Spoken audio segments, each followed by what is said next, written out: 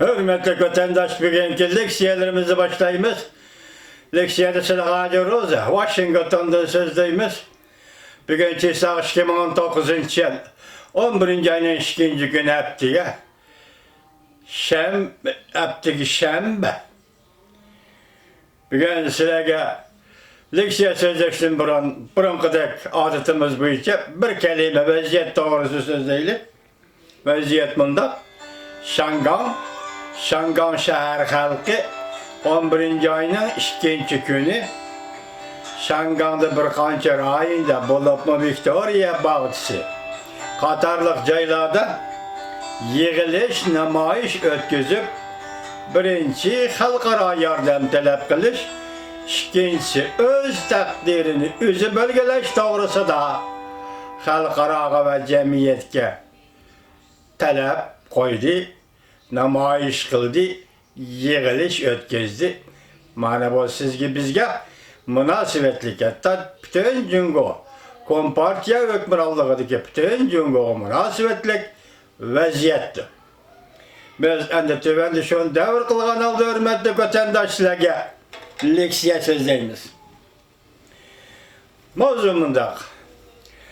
11. ayının 2. günü xalqaro yordam talab qildi. Özünü boshqarishda chim turish, yig'ilish, namoyishi o'tkazildi. Mavzuli xabar 11. ayının 2. günü Jungoga nazar tor betida e'lon qilindi. Xabar mundaq boshlanadi. Şangan shahar aholisi bugun xalqaro yordam talab qilish, o'z taqdirini o'zi belgilashda ching turish, yig'ilishi va namoyishi o'tkazdi. Bu yig'ilish namoyishi Victoria bağçısida o'tkazilishi kerak edi. Lekin saqchilar cheklash uqtirishi chiqardi. Butun Şangan xalqining bu chaqiriqqa ovoz qo'shishi murojaat qilindi. Navbatda yer shahri bo'yicha 45 shahar ve 17 davlatda bu chaqiriqqa ovoz qo'shildi. Universal Şangan matbuoti xabar qilib bundaq ko'rsatdi. Namoyish qilish to'g'risida iltimos qilgan kishi Liu Yingquang 10. ayının 31. günü bundaq ko'rsatgan. O'tkazib berishga qarshi turish namoyishi boshlangandan beri xalqarada merkezi nokta kılınan faaliyetler hemmesi digidek tinchlik ichida elib berildi.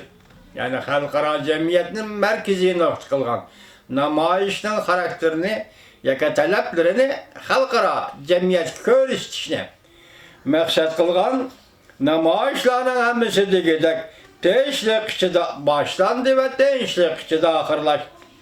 Bu saqchi tarafning ko'rsatgan sabablari to'liq bo'lib qoldi dedi va tanqid qildi. Garchi shundoq bo'lsa-mu dedi Liu efendi, namoyish va yig'ilishni Victoria bağçısida o'tkazamiz. Undan boshqa bugun yana Aydın Bağ, Şuda bağçısı, Jianshou rayoni da ham namoyish faaliyetleri o'tkazildi.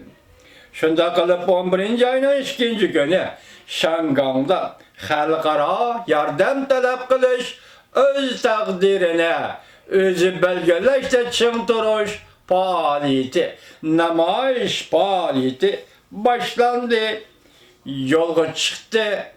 Rundown deb inglizcha yo'lga chiqdi, boshlandi. Demek siz görüyorsunuz 4 ay bo'ldi namoyishning oxirgi bir maqsadi bo'lish kerak-ku. Oxirgi bir nishoni bo'lish kerak-ku. Yana maqsadni oshkorlash kerak-ku. Bugun Şangan xalqi 11. ayının 2. günü Victoria bağçısida namoyish yig'ilish o'tkazib, shundoq jakarladi. O'z taqdirini o'zi belgilashda ching turish, xalqaro jamiyatdan yordam talab qilish.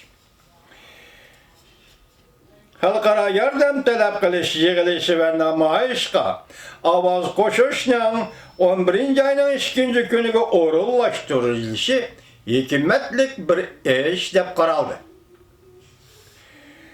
Liu Yingquang efendi 10. ayının 24. günü mundaq ko'rsatgan edi.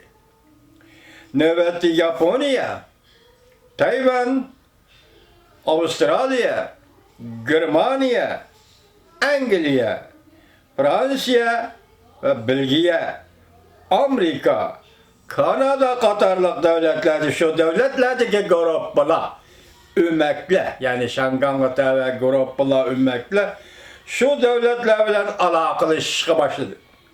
Halkara yardım beriş teşkilatlarının Şangang'ı közün köçürüşüge ve Şangang'a yardım berişini müracaat kıldı. Mesela halkara yardım beriş teşkilatlarının Şangang'a gelişini, tekşürüp görüşünü ve şunadaki Şangang'a yardım berişini. Yardım beriş bir yerde tam takla koyuldu. Sual ya maksat onun konkret cereyanlarını birini demedi. Şuna dikkat kılın. İsinizi bolsun hürmetli vatandaş. 11. ayının 2. günü Şangan şehir halkı Victoria bağıtısıza namayiş etkizip öz takdirini yüzü belgeleşte çıntırış ve halkara yardım talep kılışını maksat kılgan namayiş ve faaliyet elip var.